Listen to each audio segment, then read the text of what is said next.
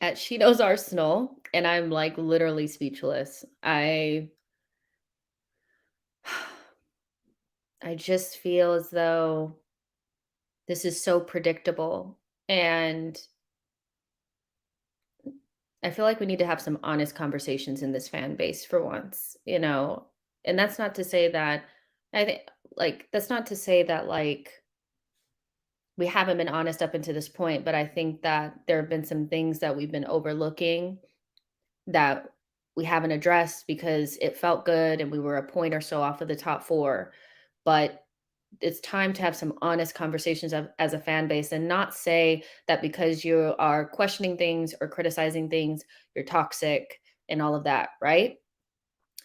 Today's performance was not only horrendous, atrocious, unacceptable, and pathetic, but it's goes in a nice little bucket with 4 or 5 other performances that have happened this season that we overlooked because we were close to the top of the table. And there have been signs that we were not as good as we thought. There have been games where we haven't been able to pass a 5-yard ball to each other. There have been games where had not certain things happened or Ramsdale been amazing or Gabriel not been amazing that would have got beat 4 or 5 nothing. There have been games that we haven't been competitive, but it was okay. There are games that are not must wins because if you put all the numbers together, we can still end up in the top this because of this and that and the third. That's not how football works. That's not how football works. Like, I understood the Liverpool game, but the fan base felt different after that game because I think there was a lot of people kind of telling themselves, like, okay, well, if we're not competitive against Liverpool, it's okay because we weren't meant to win that game. Fair enough. You go away to Manchester United, play against a horrible Manchester United team, and don't even come out with a point. The wound has reopened just that quickly, just like that, after a, an international period where we thought we were right on the cusp of top 4.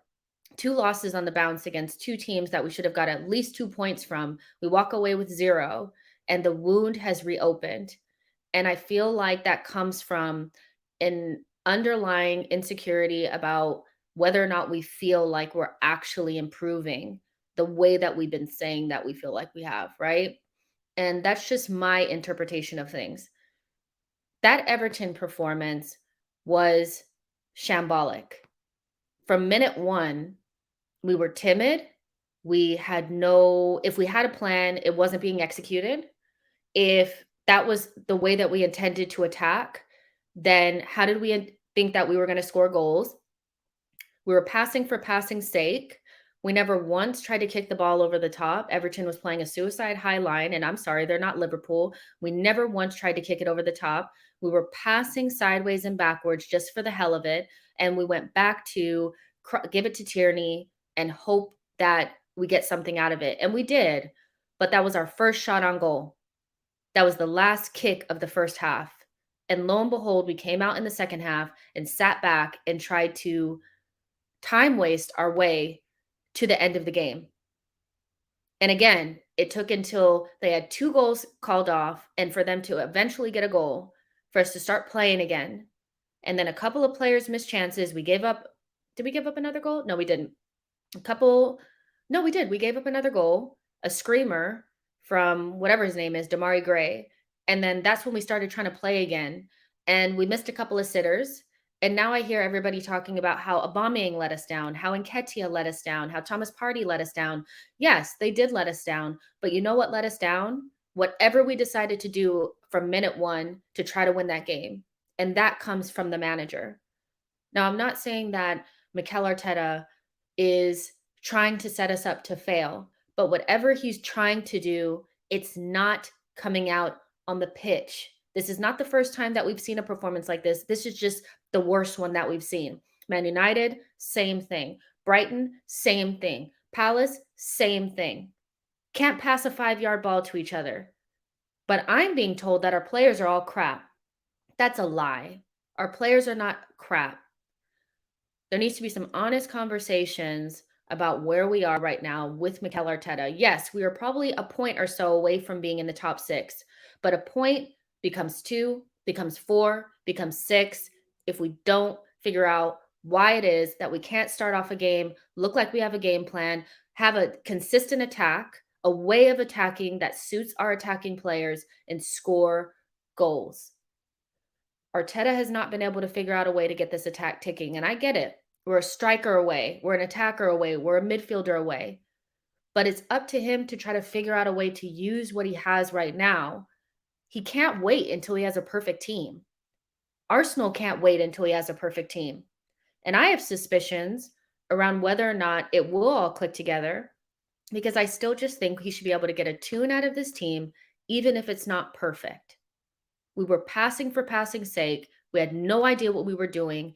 Players that we know that are good players, we're starting to question whether or not they're good, and I'm not doing it anymore.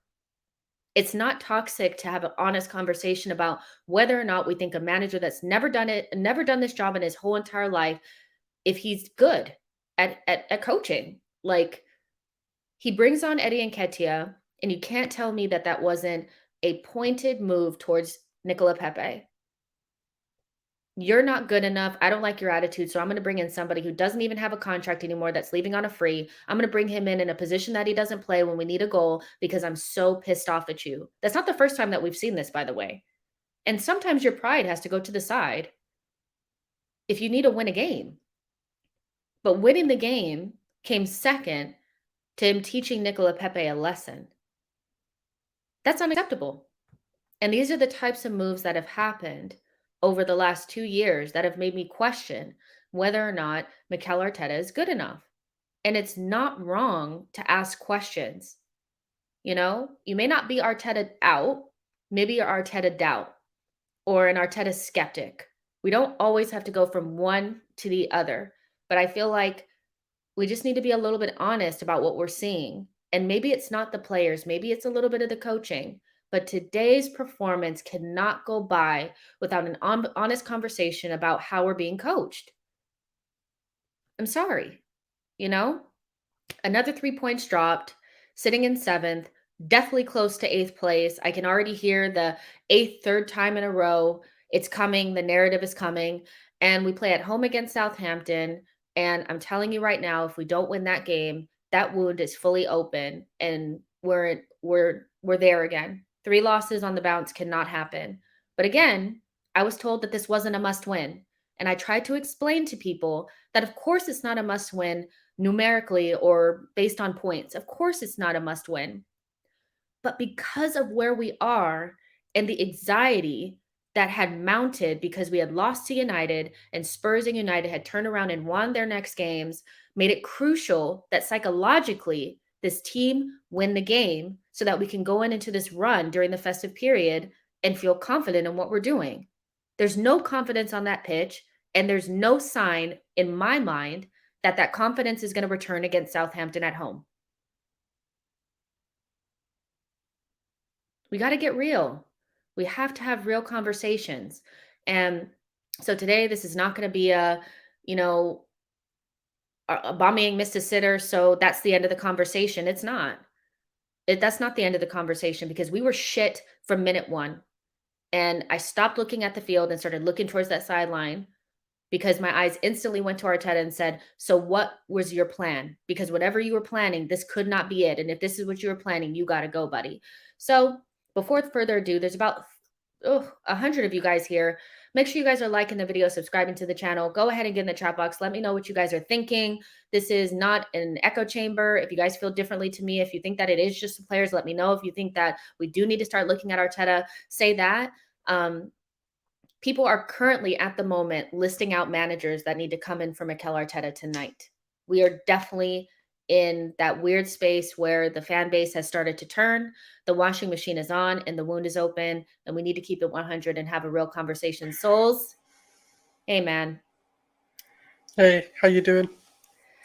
I could be better. I could be better. We kind of talked backstage about how we were feeling or whatever, but, for you, I know you've been super positive, and that's your personality, man. Like, you're always really positive, and I like that,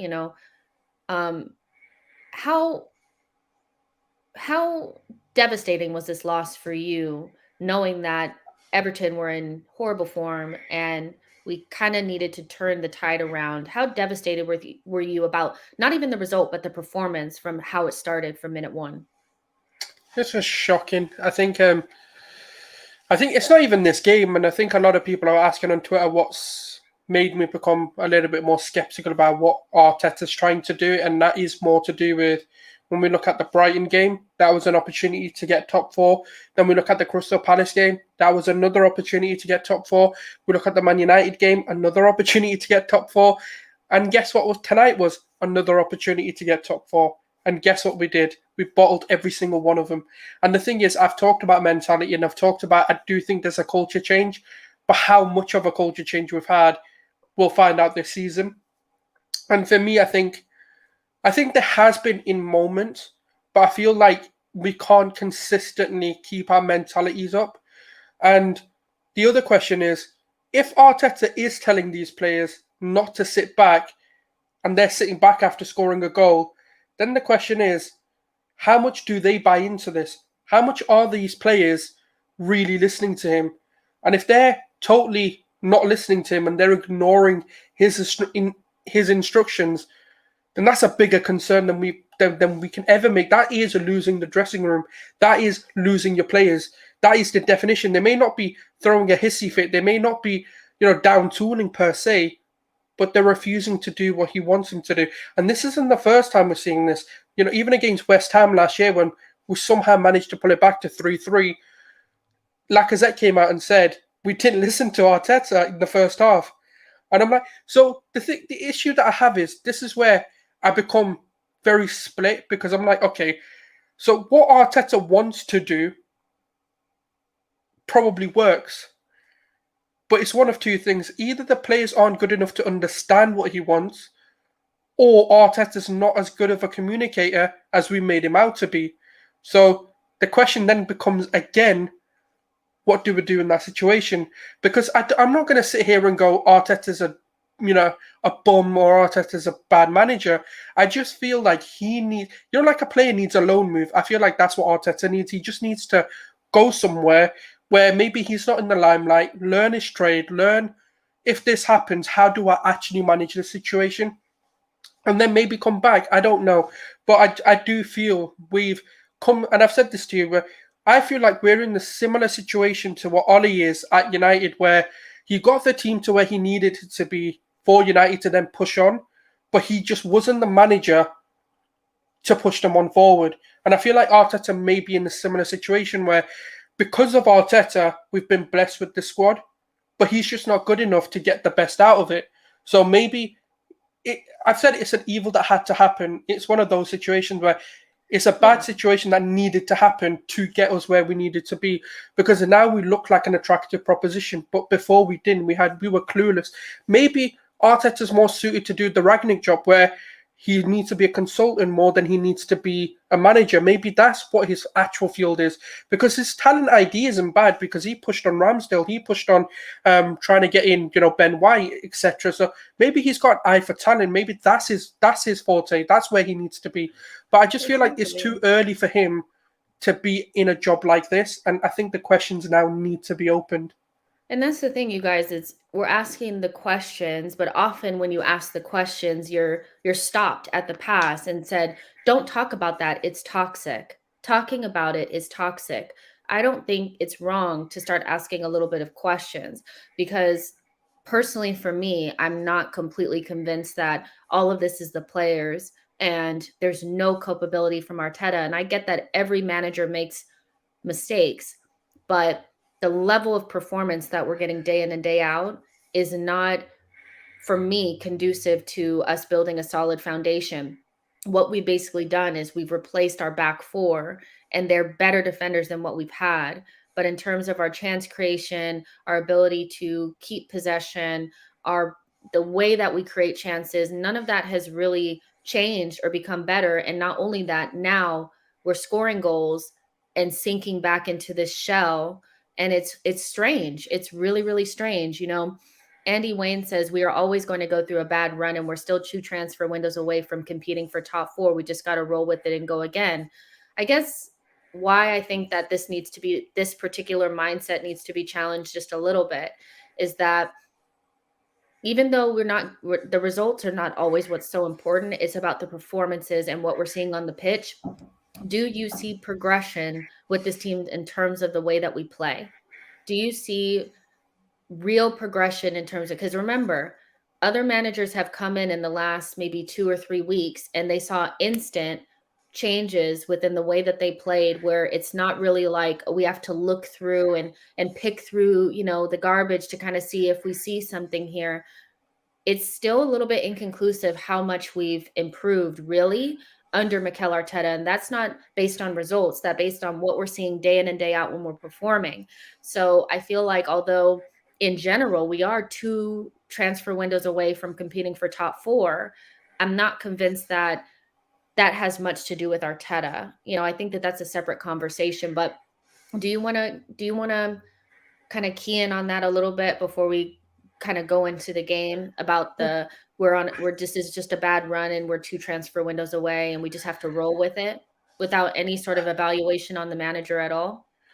I think you need to ask the questions. I'm still not at a point where I'm fully like, okay, Arteta needs to go. Like that's the only solution, because I We're still just think we're a asking mid. questions at Yeah, this point. yeah. I So think we're still your a part cut striker out. and a midfield. Yeah, I still think we're a striker and a midfielder away before we can really like with no doubt say yes, it's definitely Arteta now, because I'm not gonna lie, our midfield is so inconsistent.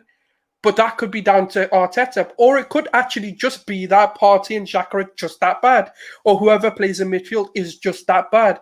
But I think we need to get a midfielder and a striker before we can 100% with certainty, with no regrets. Just like United, I feel like United will now not have a single doubt in their mind that letting Oli go was the right thing to do.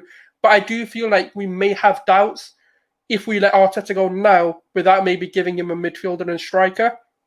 Because I do think his ideas are good. I feel like what he wants to try and do with the team is good.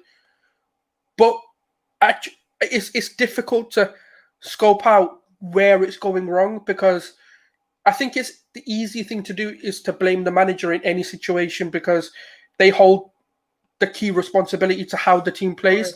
But sometimes we overlook that actually it's like Partey not doing the simple passes. Yes, it could be a coaching, but the quality Partey possesses to not play 5-yard passes, to me, suggest it comes down to, are you as good as you were meant to be? Or have we overrated you? So I don't know. I think it's very inconclusive, but the conversation needs to be had. I still think, for me anyways, personally, I've always said it, if he goes tomorrow, I won't lose sleep over it, because I'll be like, okay, fair enough. I understand why he But needs he's to go. definitely not going tomorrow, so you don't have Oh, to no, no, worry no. about that. But I mean, like, I've always said, like, no In matter what the general. season, just in general, like, whenever he goes, I'm not going to lose sleep over it. Because if we lose a Pep, I'd lose sleep over that. Because I'd be like, why did we let Pep go? Why did we let Klopp go? Because they're, like, proven world-class managers. Whereas at Arteta, the verdict's out whether he can ever be a good manager. I do think he's got the potential. But the issue is with potential, you've got to realize it in the right way. Graham Potter did it from the bottom, coming all the way to the Premier League. So you can see his track record it proves he's a good manager. Arteta's come to Arsenal and he's trying to prove it in one of the most pressurized jobs in world football right now. So it's, for me, the only issue is I need the right appointment. I can't just go, right, Arteta's shit, let's fire him and just bring a Brendan Rodgers in. I don't want to sidestep. What I really want is someone to come in who is, and look, every manager's better than Arteta because they've got experience. But for me, it's got to be a Luis Enrique, a Ten Hag level manager if we really want to see progression. No, yeah, I hear you. And again, you guys were just asking questions. There's nothing wrong with actually introducing the manager into a potential reason why we're not winning games without it being considered toxic, negative, or not backing the club and the manager. Just have to reiterate that again, because I know it gets lost in the sauce. Every single time you say something about the manager, it's you're toxic or whatever. But I don't see enough people questioning him, and that's weird to me. Dave FC says, just why is it so hard for you to admit that some of your players are just not good enough, Aubameyang especially? I have admitted that. But I don't think it's either the players or the manager. Do you see what I'm saying? I think it could be a combination of both, but even if we get better players, that doesn't necessarily mean that what Arteta is trying to get across to the players is going to get there. And for me, I believe that the players are so bad that they can't pass to each other, that they can't build up into a consistent pattern of play that gets us into the final third, that they just fall apart mentally when they go ahead in games. Like, as much as I don't think some of these players are amazing, I have a very hard time accepting that Bukayo Saka, Emile Smith-Rowe, Martinelli, Lacazette, Aubameyang, Nicola Pepe, Thomas Partey, Granit Xhaka, Martin Odegaard, none of these players are any good. It's just they're just bombing it, you know? So that's why I just feel like it's okay to talk about it. But Nashville Gunner says, does Souls have lightning bolt over his Harry Potter sheets? Thanks, man. That just made me feel better. So at So least someone's feeling good. yeah, exactly. So it's equal. Like, I think there's some equal, and there's nothing wrong with talking about it. But again, you know, we have to be honest that, like, if you look at it beyond the sitters, there were problems with the way that we were trying to get into the final third from the minute that the game started. But we've had those issues before in multiple games. But it's always just been that the players weren't good enough. No matter who's playing in those positions, too, it happened. You know, so for me, if the players have changed, but the situation hasn't, for me, there has to be something with the manager. And that doesn't mean that he's terrible, but it just, yeah, like, I don't know, you know, but let's talk about the players and kind of get into these player ratings. There's 130 of you guys watching. Make sure you like the video, subscribe to the channel. Ramsdale, let's start off with him. He didn't have much to do beyond, you know, when they started putting the pressure on us, and then he was coming out of the box a little bit more. I can't say that I think that the Richarlison goal is his fault. I think the first goal that Richarlison, or the goal that Richarlison did score, was a combination of Tavares and Thomas Partey being totally dumb in the middle of the pitch, right in front of our box. And then the second goal was just a really, really nice goal by Damari Gray. But he's not keeping them clean sheets anymore, which to me, I don't think that has anything to do with Ramsdale. I think that that's because our midfield has been horrible, probably since the Newcastle match, you know? So I'm going to give him a 5 because everybody was bad. He didn't do much, but he didn't do anything great either. What do you think? No, it was just Tavares' throw to Partey. Partey, rather than, you know, playing you back on the ground, he kind of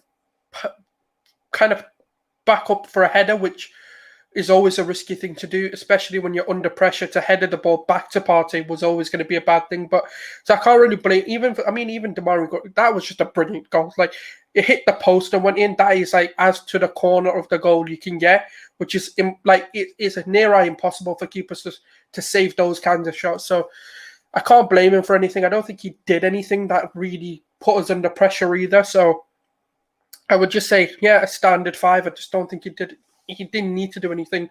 The goals he couldn't stop because it hit the bar, and then we just started ball watching at that point. So it's not his fault. Yeah, for sure. So I think that's fair enough. Tomiyasu, I think he got stomped in the face. He was okay. You know, I don't think he was terrible. I think out of all the defenders, for me individually, I thought he was probably the best. I thought White and Gabriel had some suspect. They were a little bit more suspect than they usually are, but Tomiyasu was really he always seemed to have 2 players. Like, Damari Gray was kind of always open, and then there was always somebody else there. And so he was getting passed around, but I'm not sure that that's his fault or not. But when I think back on the game, I didn't think any times where I was like, oh my God, Tomiyasu. Like, you know, it was just like, he was there, he was okay, but he wasn't like great. You know, I think I'll just give him a 5 as well. What do you think? Yeah, I can't really add to that. I do think that's a red card that happened to him. I think that was a bit of a disgrace, and I think that kind of set the precedence that they could continue to do it, because that's what they did. They kept kicking, like, you know, Saka and Tomiyasu. So I feel like it's harsh because Godfrey then got basically a green light to go, yeah, do what you want. You're not going to get sent off. So, and then he had like enough opportunity to get. He could have got like 7 yellow cards. Let's be real. He had 7. Like, so it's a bit difficult because I feel like he's just got kicked around a lot. And when the referee's not protecting you and there's nothing you can do, because if you retaliate, you're going to get sent off. So I do think, you know what, it was standard 5. I don't think he did anything wrong. He didn't put a foot wrong. Nothing was really down his side that was his fault per se. So yeah, he didn't make any missed passes. He didn't really put us under pressure. To be fair, he was fine for what he had threat-wise. I don't think anything really came down his side. So yeah, standard 5 really. Yeah, that's fair enough. Like I kind of said earlier, I think White and Gabriel had more difficult games than they had in the last, but I think they're being worn down. This is where I feel like it's important to remember that defense is a team game and not just the back 4. But I think often defense for our team is just the back 5, and everybody else just decides, you know what, it's okay not to track runners, not to sprint back, not to put any pressure on the ball. And so there's more pressure put on Gabriel and White. I think they lost more of their individual battles, especially against Richarlison. Richarlison was very, very, very good today. And I think Gabriel and White had a very difficult time corralling them. But again, when the center of the pitch falls apart, there's not really much you can do. So for me, I'm going to give them both 4s together. But that being said, I feel like the midfield had a lot to do with it. What do you think about their performances? I'll be honest, I don't know, maybe when I watch it back I think differently, but I thought White had a better game than Gabriel. I think despite, like, I don't know, because I don't know whether it's just because he had a few moments where I was like, okay, fair play teammate, like you drove with the ball well there. I don't know, maybe it's just because he had I was going to give White a 4 and then Gabriel a 3, but that's just more because I think Ben White progressed the ball more than and he done it effectively. So maybe I look back at it. He had to progress the ball. See, this is another part is Ben White had to progress the ball on that side because Thomas Partey refused to get open and do his fucking job. Sorry, so that's what I'm saying. I don't know. So he would not get open. And so you saw in the first half, like Ben White was telling Thomas, can you like make an angle? Like, can you make an angle? Like our center backs are not really, they're good enough to progress, but like, if your midfielders are not brave enough to get on the ball and evade pressure to get you forward, you're not going to win any games. So I agree with you that White was doing more of that, but that was another symptom of the midfield being an absolute joke today. Again, for the second time in a row. Doesn't matter who's in there either. It was Elneny and Thomas, crap. Xhaka and Thomas, crap. You know, so it's interesting, but I think I'm willing to say that White was probably a little bit better and Gabriel was not as good. Like I said, maybe I watch it back and think actually, bar that maybe they were the same. But yeah, I don't know whether it's that sort of, oh, he progressed the ball so he looked better. But I don't know. But yeah, that's just how I feel right now. And that. Okay, we'll get to it in a second. Yeah. I'm just, oh my gosh, like now it's all rushing back to me. So Kieran Tierney, right back off of an injury, but not really playing with the team a lot.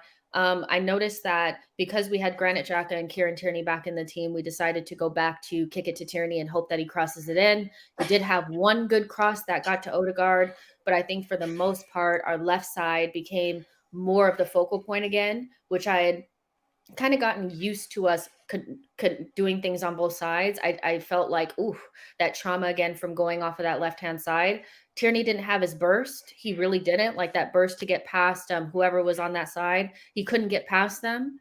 But he was just like, okay. Like I thought he was just okie dokie. So I'm gonna give him a 4, like everybody else back there. What do you think? Oh, that's high in my opinion. I thought he was. Look, I know he's come back from injury, but if I'm giving him a real rating, bar the assist, I don't know what he did. I genuinely cannot think of one thing that, because I was like, just bring Nuno on, and that's for me when you're having a terrible game when, like, the thing is, like, I was like, okay, because I don't know whether we spoke about it in length or not, but I was like, okay, Martinelli and Tierney going at Seamus Coleman, that's going to be a treat to Yeah. watch. Because I thought, yeah, because, if you speak to Everton fans, they were saying it's like Coleman's been awful. So I was like, okay, that'd be nice to see, like, Martinelli and Tierney both going for him and xhaka to sit in left back. Like, yes, please. And then I was like, literally 10 minutes into the game, I was like, just bring Nuno on. Just do that. And for me, other than the assist, I can't give him higher than a 3 or maybe even a 2 because he offered us nothing. There was enough opportunities where he should have beaten the man. Yes, there's a fitness thing, but for me, it's like, well, that's down to the manager for playing you if you're not fit enough. And maybe this is why you've not played for so long, because he didn't look up for it. Like, he didn't look to the pace of what we needed. This is, I mean, maybe I'm galaxy brain, but Yeah. it's kind of like we have Tomiyasu on one side who's not really attacking. We have Kieran Tierney who is not really the best attacking outlet, like because he plays in the 5 lanes and he's in the furthest to the left and he plays like a winger.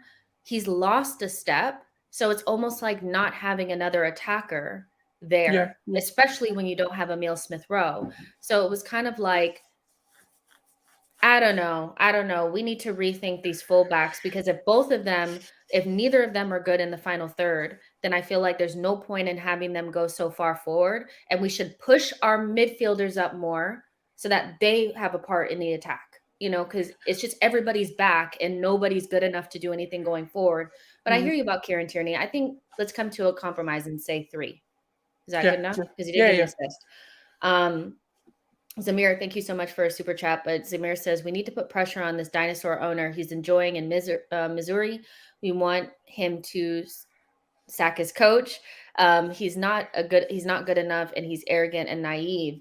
I think more conversations about that will come up a little bit later on. I think people are a little bit reluctant to go full on, Kroenke, Arteta, all this kind of stuff at the moment. But I hear what you're saying, and I think we're one more bad result away from being right where we were last season. And there's no kids to bring in anymore to save your job. Like, that's the other thing. There's no ESR to come back in. We probably missed him a little bit today. But that also speaks volumes to how we play, because if it only takes one player to come out and all of your ball progression goes away, and all they have to do is kick Saka to keep you from getting forward, that's a system issue for me. And it's just too predictable. But let's get to the nitty gritty here. Thomas Partey, Granit Xhaka, and Odegaard. So let's start with Granit Xhaka. I thought it was a little bit too early to bring him back in. I was actually shocked to see him in the starting lineup. I know we need him, but there's somebody named, what's his name? Sambi Lokonga, who had 8 chances created against Newcastle and hasn't played in the last 2 games. And I'm trying to figure out why him and Ainsley Maitland-Niles are no longer options. And we brought xhaka back so quickly when we know that Thomas Partey is hanging on by a thread. I mean, he's not even hanging off by a thread anymore. He is fully off the cliff. So I think once those first 5 minutes went away and xhaka kind of lost his little bit of pep from being back in the side, he was easy to bypass, slow on the ball, could only pass to Tierney. And I still think he was better than Thomas Partey, but I don't necessarily feel like we got that Granit Xhaka, Thomas Partey thing going. It very much was a tough watch. And I was just the whole time like, please don't get a red card. Please don't get a red card, because our midfield was they were getting bypassed so easily. It was so hard to watch. I think a little bit of that is like, why can't Sambi play? Like, Sambi is in form, came off of his best game for Arsenal against Newcastle and has been dropped. And now we're sitting here. I mean, he played El Neni and then played xhaka as soon as he was able to stand up on his 2 feet. I mean, I don't know if I can even be upset with Granit, because we know that he's not fit. He could have easily come in against Southampton, which is, they're not a really good team, but we would have been at home, a little bit more comfortable, so it's hard for me to give xhaka a really bad grade because I know that he's coming back off an injury. But I feel like I want to give him like a 4 or 3, because that midfield was tragic. What do you think? I actually thought he was fine. I wasn't as maybe like again, it might be just one of those where when I watch, because I think he did well to try and help the back four, but the issue is that when Partey's constantly giving the ball away, it's a bit difficult for Xhaka to just then be like, oh, for flip's sakes, I need to defend again. Like I felt like because Partey wasn't progressing, Xhaka took that upon himself to try and progress, which then meant he was trying to do two people. And the issue for me is now I'm now questioning Partey because this is now this is now Ainsley, Lokonga, El Neni, and now Xhaka that have played that have all outperformed Partey in a single game. Now the question needs to be asked: is it Partey that's the issue? Because you can't have El Neni, no one rates. Ainsley, everyone was doubt whether he should be a midfielder for Arsenal. Lokonga, okay, we didn't know enough about him, so fair enough. But that's two young players. One that shouldn't really be a midfielder for Arsenal, but has proven himself.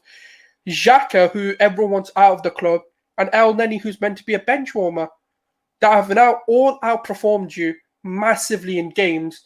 Now the question is, are you the one that's letting the midfield partner down rather than that partner letting Partey down? And that's for me, because I think we will only know again if we drop Partey. Let's say, for example, against Southampton, I know it's a different game. I know it's at home, so there might be a bit of, well, you can't really judge it, from that game. It's not away from home, blah, blah, blah.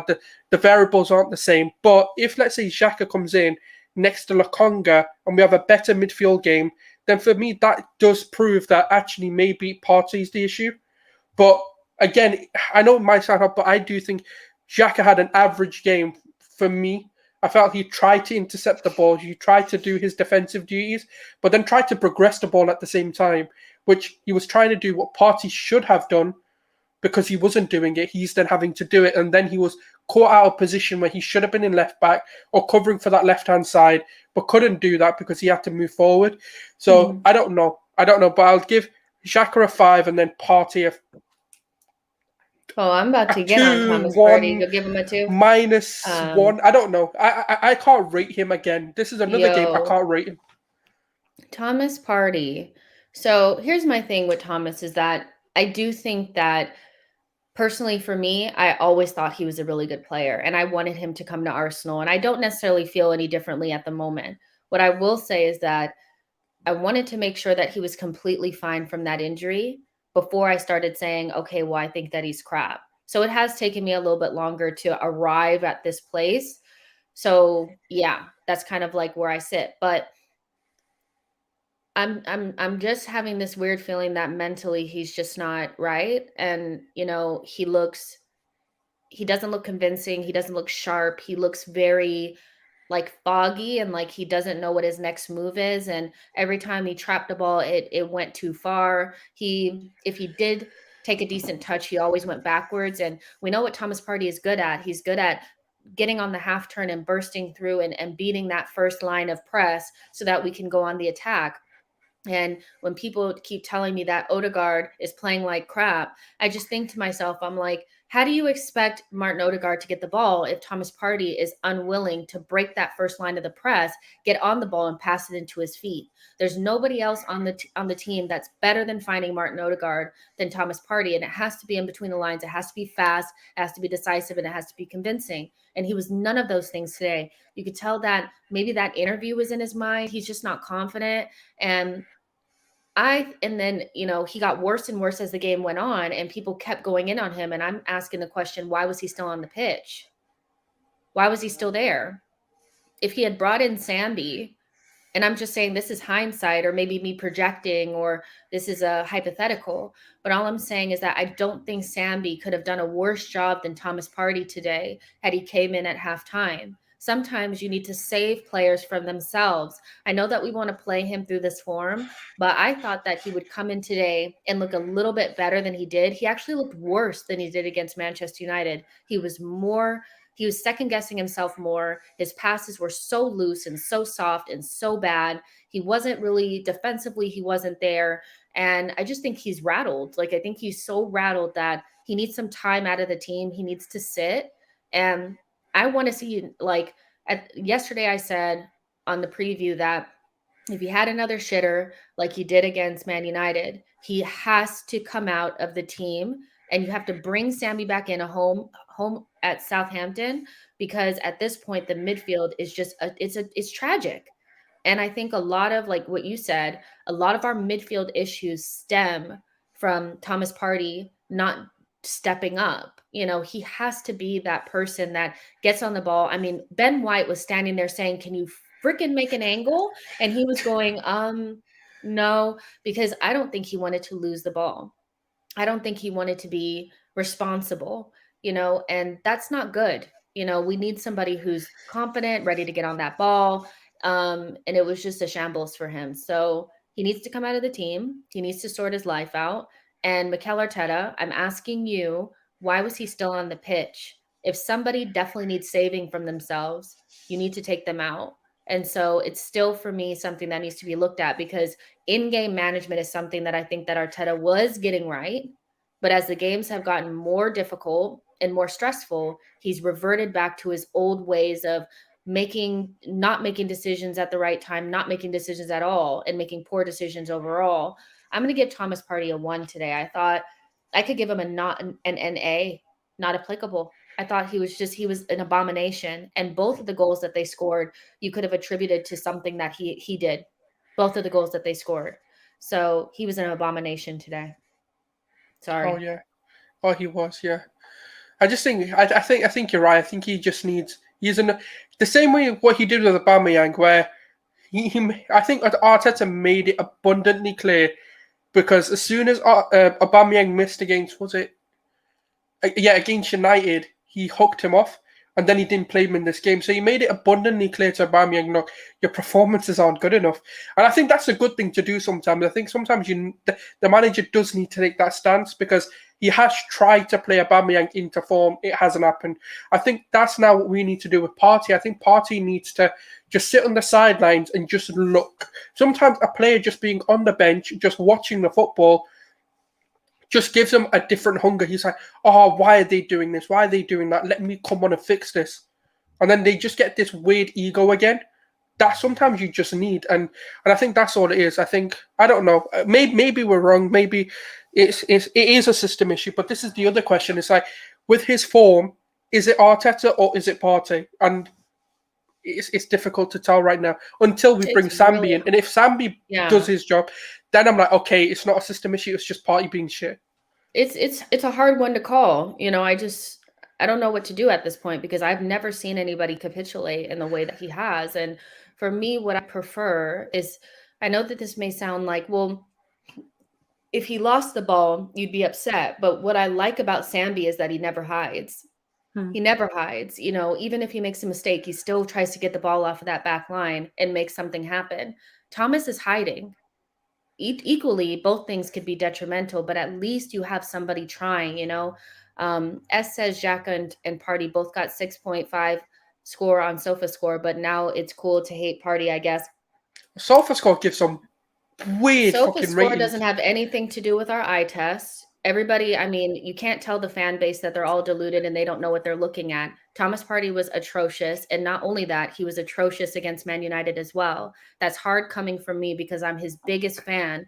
But this idea that we went in on xhaka as well, but xhaka's coming back off of an injury. Thomas Partey, at this point, I gave him that grace when he came back against Newcastle. When he played against Newcastle, I said, or not Newcastle. No, yeah. When he played against Newcastle and Liverpool, I said, you know what? He's coming back off an injury. Let's see what's going to happen. And now we're 3 games past that, and he still looks the same. So at some point, you need to look at him and say, you need to shape up. It's not hate on. I've waited a long time to even say anything negative about him. So it is what it is. Jazz says United hadn't won a game at home in September. Everton hadn't won a game since September, and then Arsenal entered. Yeah, that is true. Jazz says both your chemistry is off the charts. You both would make a good couple, break the digital barrier and broadcast together in one room. Yeah, so anyways, thank you for your super chat. Yeah, I don't know what to say there. I don't know what to say either. Let's see. Alusala says, could we be missing Sambi in the midfield? 2 losses since he was benched.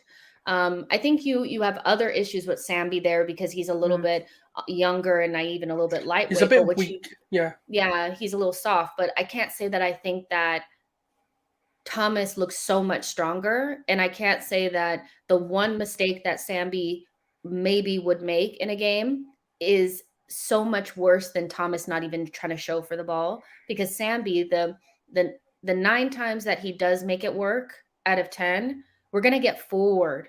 You know, he's gonna pass the ball into Odegaard. He's gonna get so I feel like Sambi has done nothing to get dropped, you know, but hey, Nashville says he is our most important player. If he is not right, then we are not right. Exactly. And I think maybe that has a lot to do with it. You know, Thomas Partey's form has really dropped us off the edge of a cliff. But again, I still feel like I don't know. I get what you're saying. I do. All senior players need to be sold. I don't know about that. Chambers at DM. No, thank you. People are saying Maitland-Niles and Sambi. Let's talk Odegaard.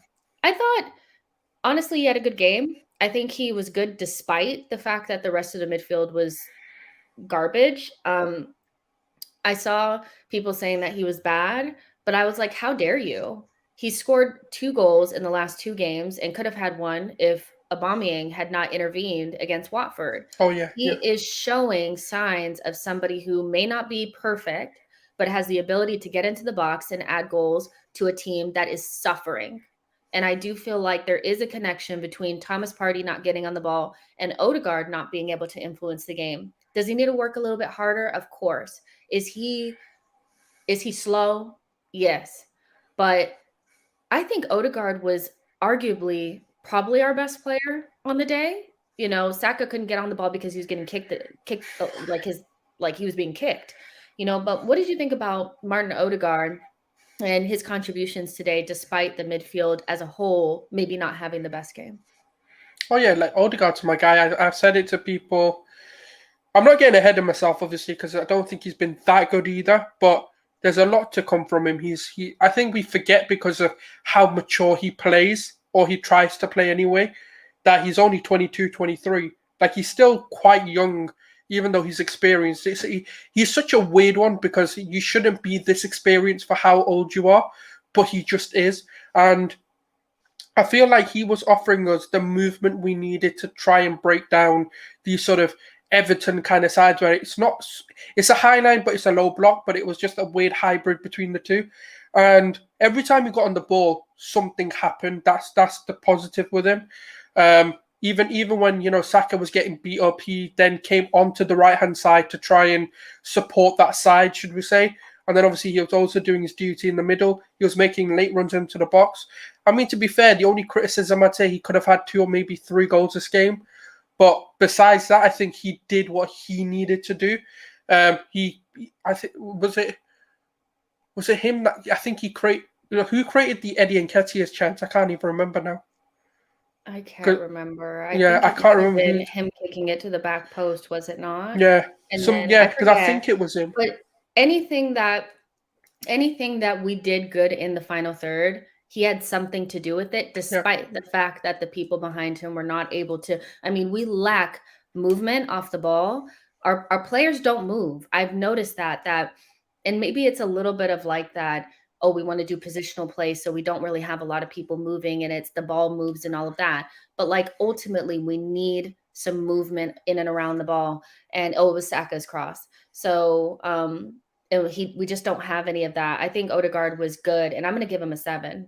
You know, I think he earned the opportunity to make up for the mistake that he had against Manchester United. And he did it not only with a good performance, but he added a goal. And that's really what we need. So 7. A good goal like that as well. I think it was a top finish, and it was a very controlled finish, and it was a late run. If you look at everything leading to that goal, the way Odegaard kind of went unnoticed because no one really picked him out, and that's kind of what you need for your number 10 to score goals, is not being noticed when he's making those movements.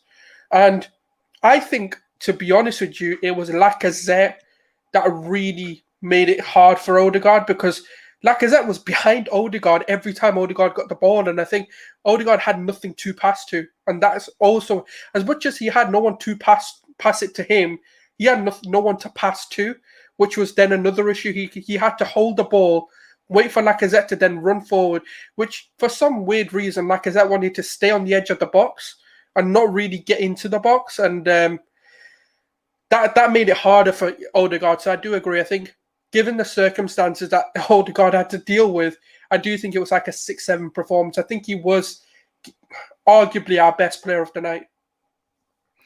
Yeah, I agree. Let's talk about Bukayo. I just think he's somebody that we have to stop relying upon, because the reason why he gets kicked so much is because they know without him we have nothing. And I think that's the flaw in having a system that requires ESR and Saka to carry the ball from midfield into the final third in order for us to make things happen.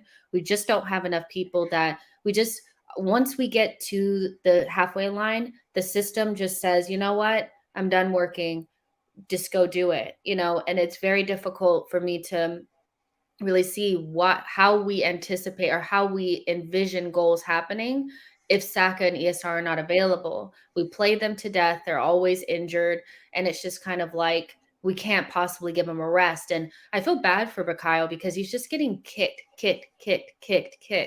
And even with that, he still tried to make things happen for a team that just decided,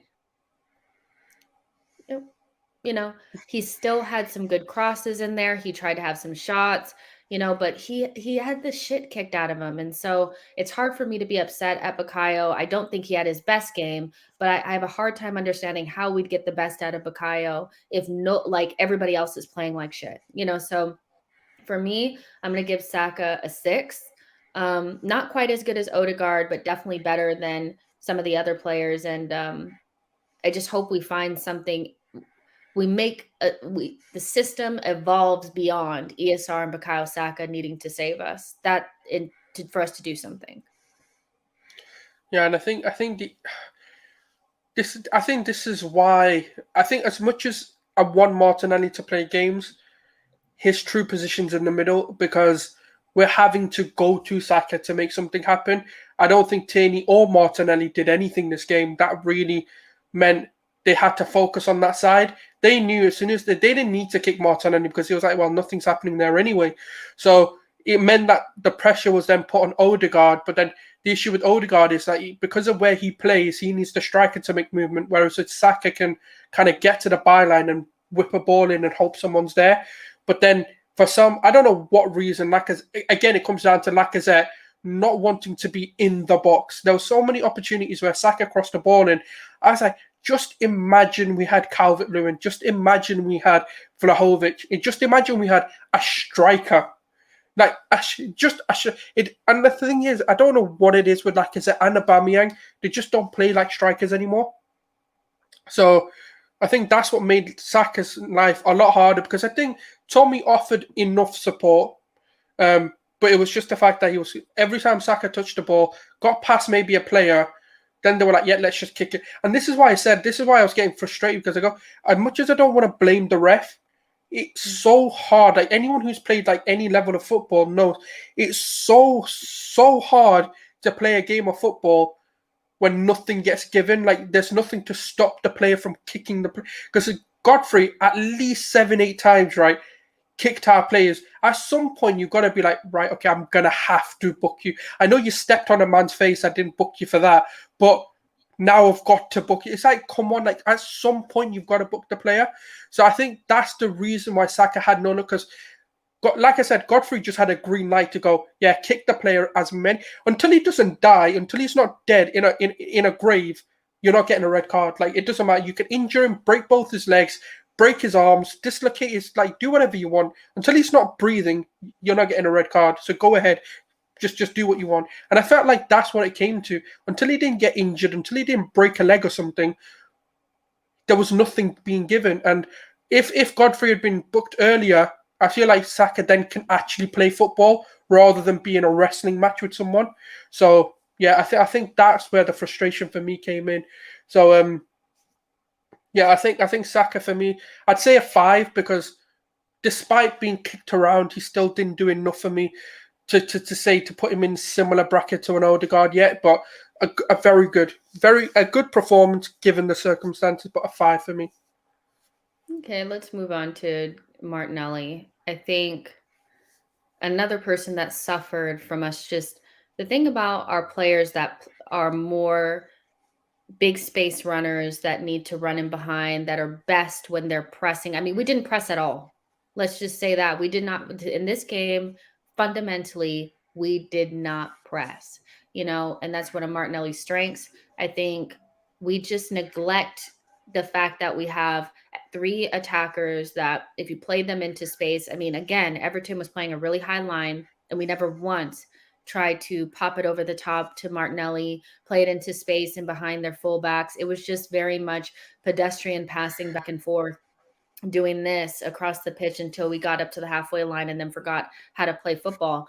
So for me, it's kind of like, I don't know, like Martinelli really suffered from not having space to run into. And I think he should have stayed on the right because I think Tierney made it difficult for him to do what he wants to do kind of in that corner because he was kind of there. And I would have preferred Martinelli to be in the positions that Tierney had been in unless we were going to really use Martinelli as that highest number 9.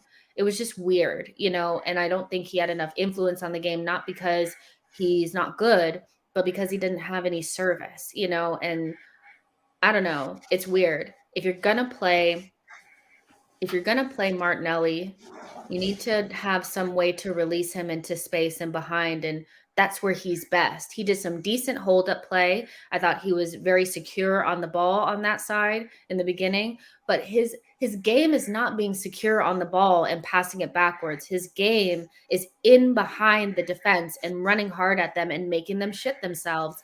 And I just don't see enough of our players doing that. It's just booty.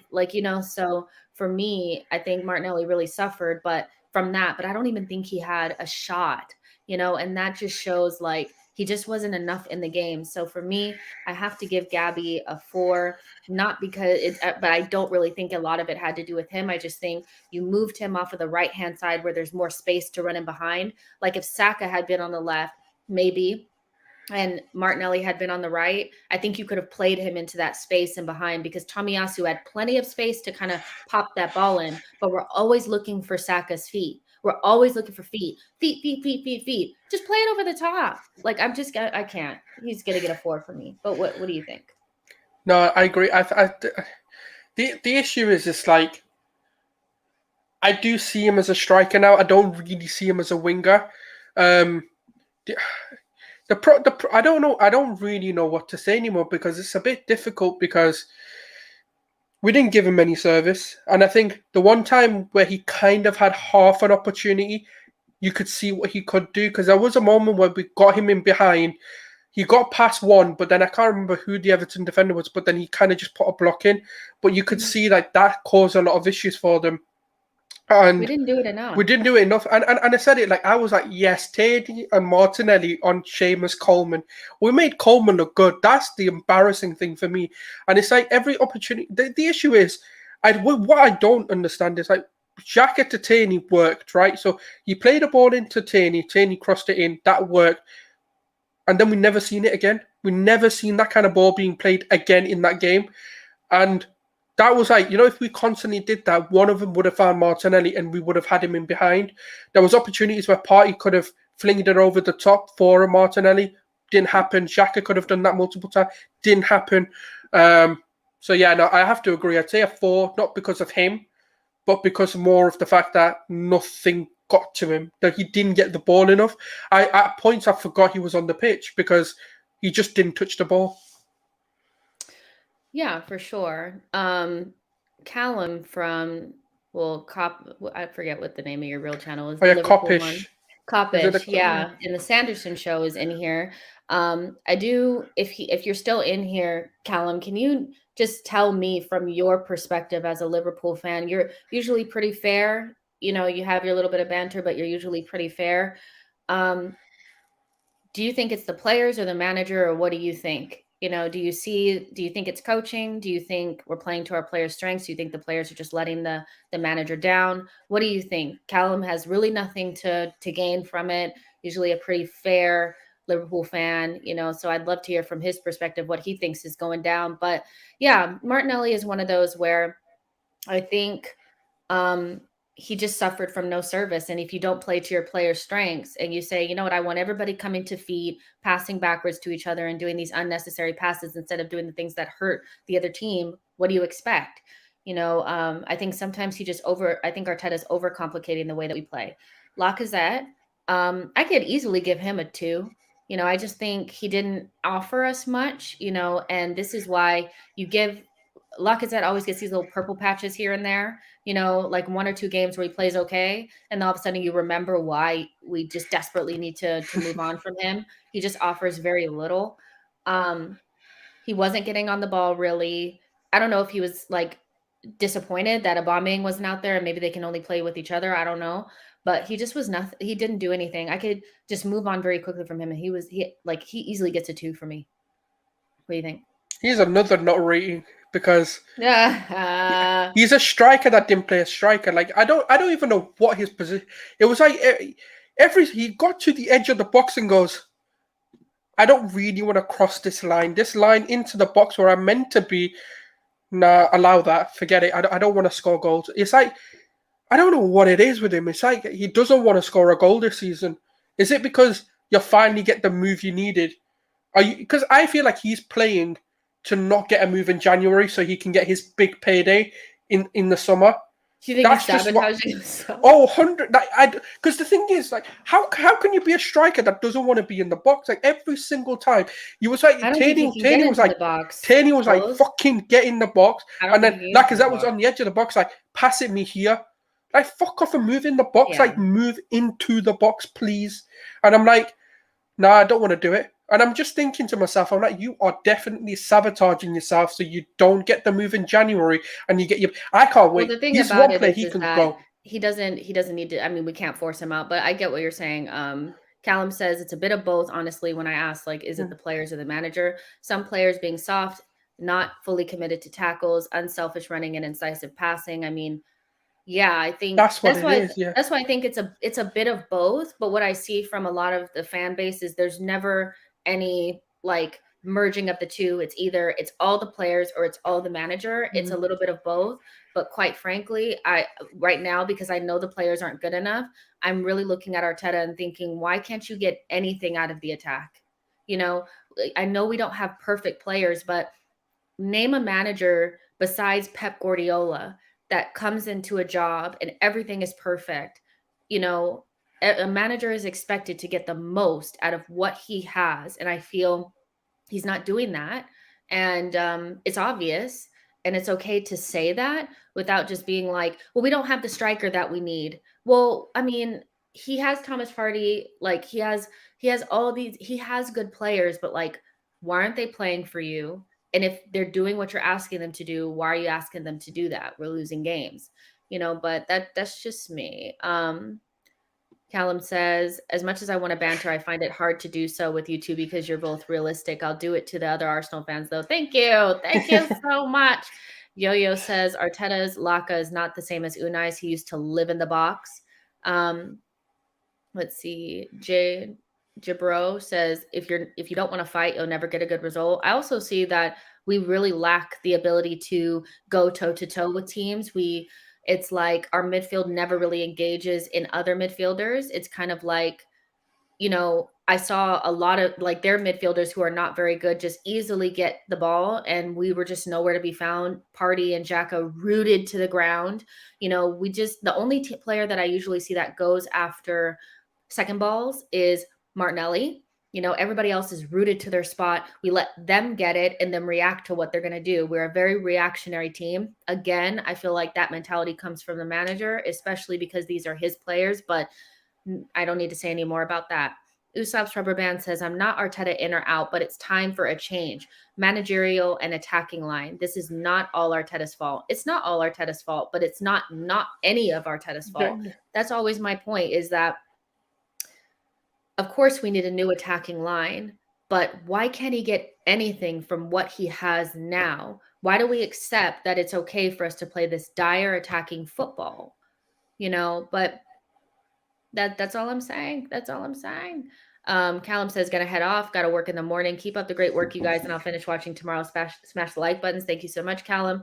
And so we have two more. I think we have Tavares. I think he was shocking when he came on.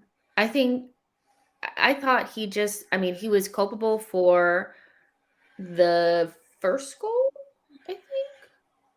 Do we blame him for that? Because it's, I think you do him and you and don't. Thomas Yeah, were yeah, bobbling the both. ball back and forth. I don't know. It was weird. I don't think he was great, but then at the same time, I feel as though when you come into a situation where the team is rattled, definitely on the ropes, lacking confidence, and kind of look like all of the game plan has been thrown out the window. I think it's difficult for a player to come in and make a real big impact, so I think he was poor, but I think I'll just give him a 4.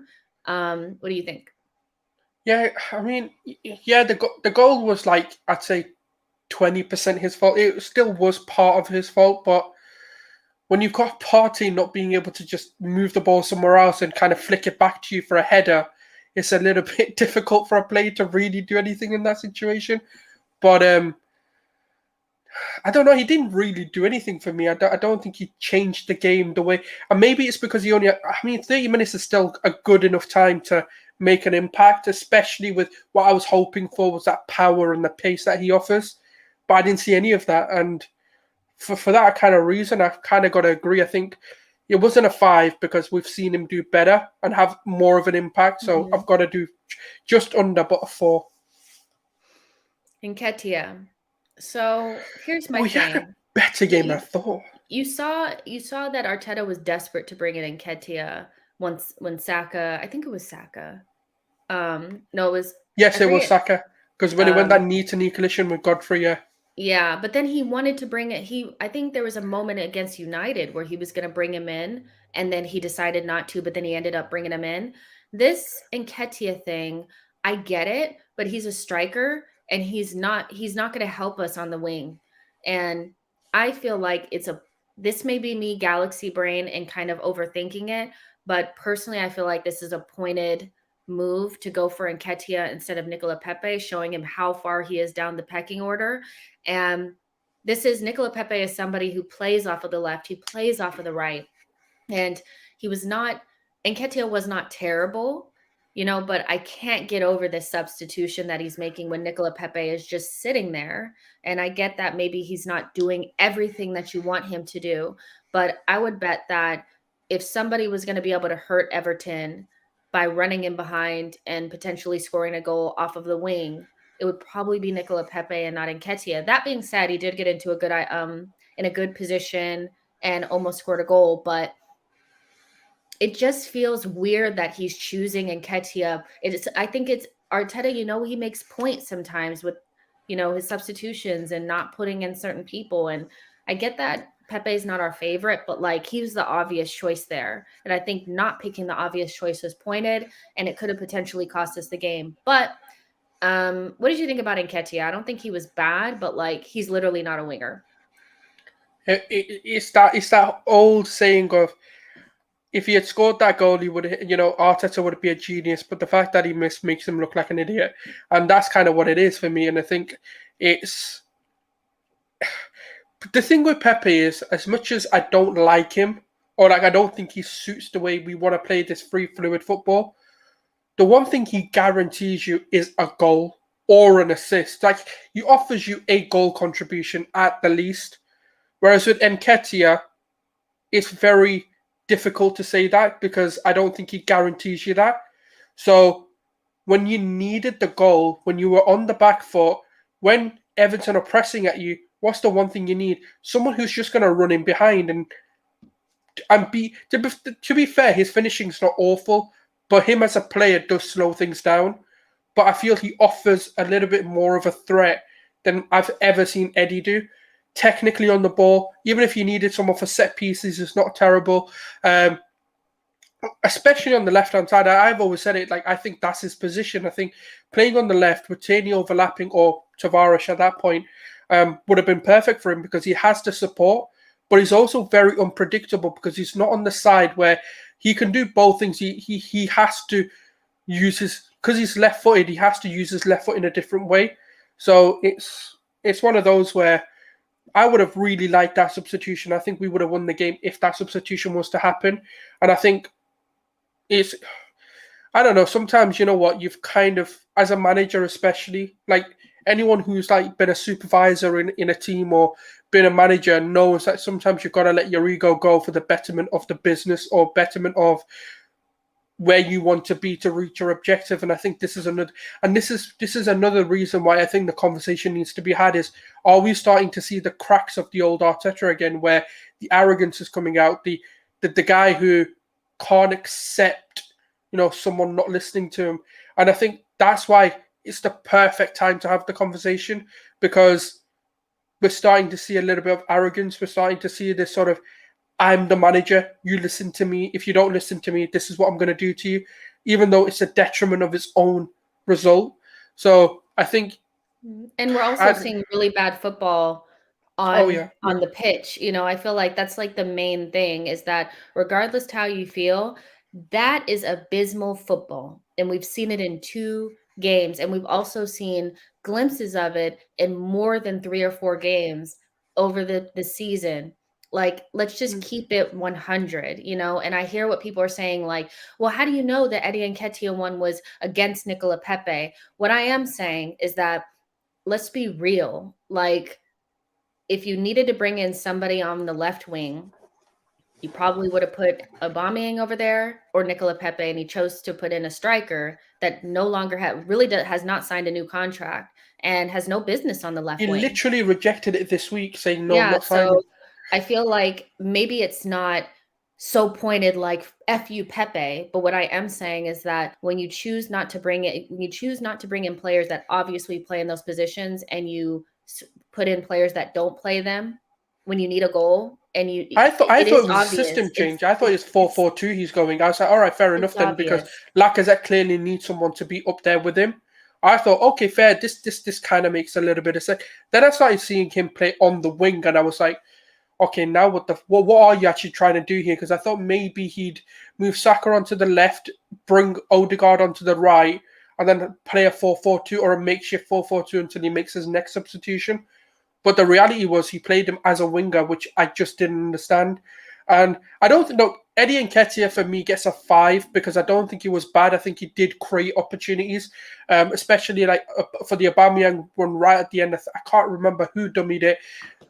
He missed that opportunity, which, to be honest, you should have scored. I don't care who you are. Like, even if you're Ramsdale in that situation, you should be scoring. I think anyone that plays at a Premier League level should be heading that in. There's no excuses. That is harder to miss than score for me. So, yeah, I'd say actually, I'd knock a point off for that. I'd say a 4 for that. Yeah, we could just give him a 4 or 5. Look, you guys, I hear that some people don't really want to, they feel like it's just too negative and reactionary. One, player ratings are for reaction, so we're meant to do this. But second of all, I just don't understand how anybody can look at the type of football that we played, not the results, because the results don't necessarily destroy.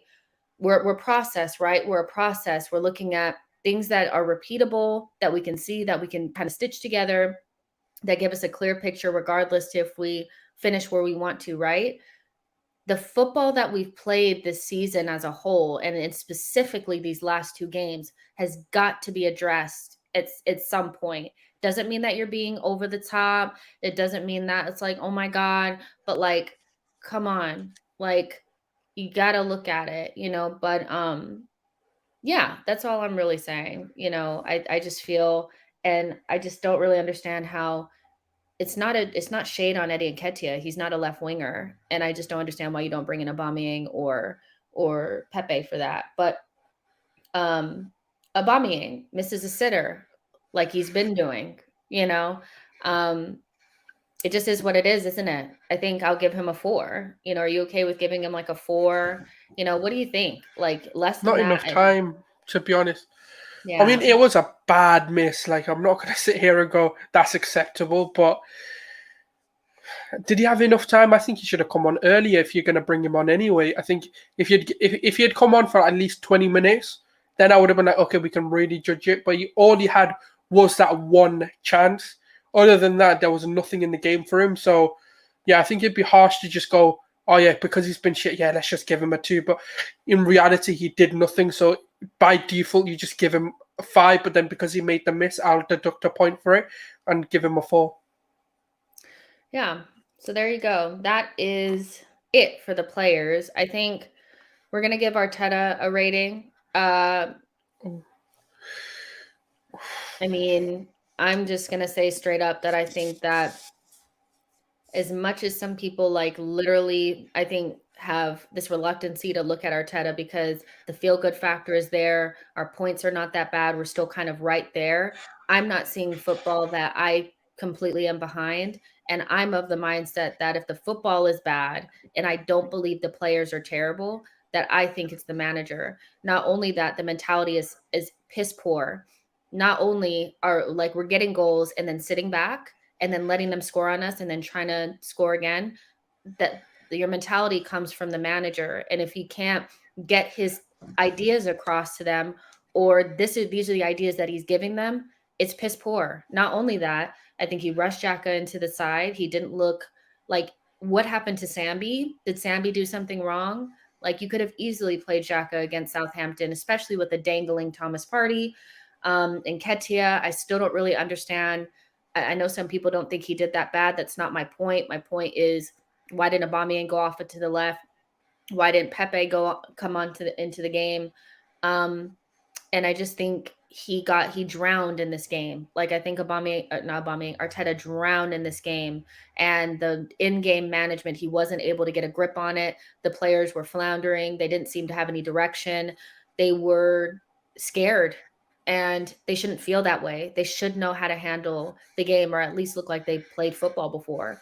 So for me, we give him all the praise when we win games, and we, like, if we don't win, you have to look at him. So for me, I have to give him a 2. I just feel I can't get over how shocking our football is, or I won't be too harsh. I'll give him a 3. I think the football was abysmal, and we've seen it twice in a row. You can blame the players all you want, but it's his job to get these players going. And if the players that are out there are not doing it, then it's up to you to change that. You could have taken Thomas Partey out at halftime and put in Sambi. You could have brought Ainsley Maitland-Niles. You chose not to. There's just some things I have to look at. So, I mean, again, we're really, really nice to him when we win. So that was shocking. And not only that, this is the second opportunity we had to leapfrog over people that are fighting for the same positions as we are. And we didn't do it, and I feel like it's because we have this weird mentality where we want to fall behind and then try to catch people, because we never want to be the team in control. We want to react. That reactionary mindset, I just feel like it's coming from Arteta. For me, it's a 2/3. Call me harsh, say I'm toxic, whatever, but that was abysmal, and I got to put some of that on him. Everything was wrong, in my opinion. I mean, you're being nice, in my opinion. I think I can't. That's another one I can't rate. He just gets a 0 for me, because for me, it's like, yes, you showed a bit of maybe courage to drop Aubameyang. Maybe, like, we'll give you. But for me, it's like, well, you're seeing Partey go through the same form, but you didn't drop him. You know how Tierney is in game.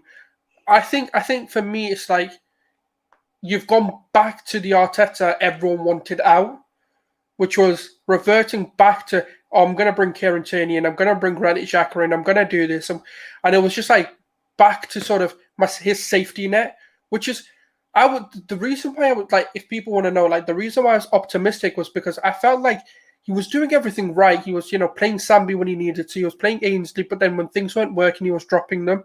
He was switching things around. He was changing it positionally. And I think he was getting more things right quicker than he has done. But But now when it the seems pressure like came on him, yeah, when that as pressure soon as came that on him, happened, he it was buckled. back to basic, back to his safety net again. Where Xhaka's fit again. Yeah, let's bring him straight back in. By the way, Xhaka had a fine. I'm not saying Xhaka was bad, but I'm just saying it was this ideology of like, oh, I'm gonna go back to what I know or the safety net. And I was like, you know what would have been good if you had just dropped Partey, brought Sambi in. Okay, play Xhaka if that's what you want to do. But just show a Yeah. little bit of like, okay, you know what, I'm learning. Or alternatively, like you've been saying, Jess, like drop him at half time. Not drop him, but substitute him at half time then. But it was like, this is again late substitutions again. And I was like, oh shit, this is the Arteta we've all wanted out. This season, you're showing a little bit of differences where there's been a 50-minute substitution, there's been 55-minute substitutions, and you're trying to make things change a little bit quicker. So I can't rate him today because he's gone back to the Arteta I doubted, and that's an issue. Exactly. Tony, this is exactly what I'm saying is when you analyze the game, nothing that the coach is in control of was good. There are things that Arteta can control and they're not going right. So, of course, he's not in control of Thomas Partey's touch, but you have to look at him a little bit. And I feel like it's weird with this fan base that we don't want to look at him at all and question a guy who's never done this job before and even let it be enter our brains that he may not be good enough to do the job. That doesn't mean that you're Arteta out and you're toxic and you're meanie person. What it means is that I think it's okay to have a holistic conversation about it that also includes Arteta. That doesn't mean that you're Arteta out. That's it. You know, Banky says, I have now seen enough of Arteta and these group of players to accept that these implosive performances are not changing anytime soon. Brace yourselves this December, run, fellow Gunners. I mean, people were telling me that it was no problem that we had lost to Man United. We would easily beat Everton. And I just thought this team, if you've watched them, they tend to go on runs of really bad form when they lose games where they should be hopping over the opposition. You know, when there's pressure, they buckle. So against Man United, we played the badge and not the actual players that were there. We caved, we buckled, and then we buckled and caved again against a really bad Everton side. So not every game is just, well, we're better than them, we'll beat them. The psychology of the players is important. And that's why today was a must win, because there's so many games from now until we play Man City that we kind of need to win almost every single game. If you guys want Europe, that's what we have to do. We're gonna have to win all the games now from now until January 1st when we play Man City. And I don't know if you guys have looked at Spurs and Man United's fixtures, but they're easy. You know, so that's what I'm saying. Like, it's not a matter of, well, if you carry the 2 and you add this and you assume that we're going to get 1.5 points each game. No, it's a must-win game because of the psychology of this team and they're fragile. That's, you know, it's not the end of the world, but let's be real. You know, Ten Hag is trending. I'm not surprised. Tony says, I thought we had shown good redemption performances this year. This was not it. We've been asking for kind of a response since the Liverpool game, and we haven't quite gotten it yet. I feel like that was the kind of beginning of this little bit of weirdness that's going on. And yeah, but none of these games really made a difference, did they? You know, so Yo-Yo says, I personally don't doubt this team. I've only doubted this manager. I hear what you're saying. I think that the team is still good, and that's why I'm backing the players and kind of looking at Arteta, because we're getting into that all the players are shit again, and they're actually not. Like, they're not shit. But Souls, before we get out of here, what is your final word on all of this? Like, you know, what are you thinking going into the Southampton game? 1 point off of the top 6, but really just dropping opportunities to jump over your opposition. And the performance today doesn't make you think that Southampton's going to be any different? What's your final word on all of this? This is now the 4th opportunity we've dropped points to get top 4. And if you think about it, look, United, okay, fine, you know, you can say what it is. It's a 50-50 game, you know, they can win, we can win, given the circumstances. If they turn up, we turn up. You know, it can be anyone's game, which is, okay, fine, you let that go. But now it's Brighton, Crystal Palace, and now Everton. Crystal Palace have had a new manager who's also, somewhat experienced but still inexperienced. You look at Brighton, we should be beating them. I'm sorry. They were literally in a relegation battle last season.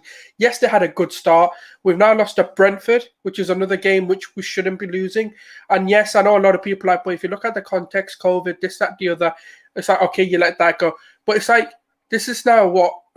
Okay, we can let Liverpool and City and Chelsea be like, okay, they weren't must wins for where we need to be. We're not competing against them.